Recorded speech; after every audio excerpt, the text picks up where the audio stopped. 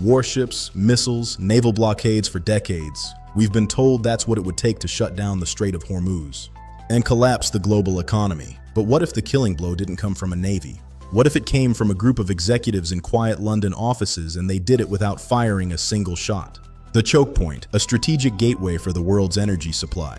The Strait of Hormuz is, without exaggeration, the most important choke point on the planet. 1/5 of the world's oil passes through it. If it closes, gas prices spike in California, factories go dark in China, homes go cold in Europe. The conventional wisdom, only full-blown war missiles, mines, naval blockades could ever seal it shut. Both sides know it. The US Navy patrols it. Iran uses it as leverage. Everyone is watching the warships. Nobody is watching the paperwork. The real weapon, the power of maritime insurance. Imagine conflict breaks out between Iran, Israel, and the US. The world fixates on the fleet movements. But the truly decisive move happens in the world of maritime insurance. Every tanker on Earth is insured, not as a courtesy, as a hard legal requirement. Ports won't let ships dock without it. The critical piece is war risk coverage, protection against terrorism and acts of war. Now imagine Lloyd's of London, the group that literally draws the map of global maritime risk, quietly expands its danger zones to cover the Gulf. Then the world's major marine insurers do something unprecedented.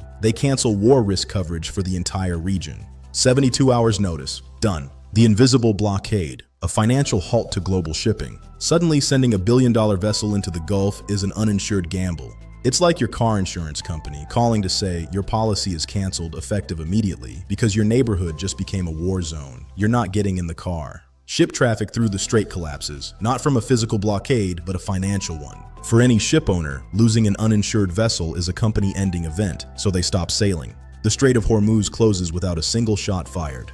This already happened. This isn't theoretical. We've already seen the preview. When Houthi militants attacked ships in the Red Sea, insurance premiums didn't just rise. They exploded, jumping from 0.3% to nearly 1% of a ship's value for a single 7-day trip.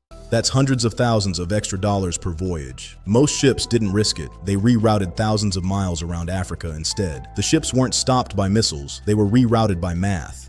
In a Hormuz scenario, this plays out on a civilizational scale. Governments may be forced to act as insurers of last resort, committing billions from their own treasuries just to lure ships back into the region, all because the private market decided the risk was too high. Conclusion: the traditional measures of power are shifting. For a century, we've measured geopolitical power by counting aircraft carriers and missile silos. But a scenario like this rewrites the map of power entirely, drawn not by generals, but by underwriters. The most powerful weapon in the world might not be a warship, it might be an insurance policy. If you want to understand the hidden forces shaping our world, forces you'll never see in the headlines, subscribe. This is the kind of update we live for.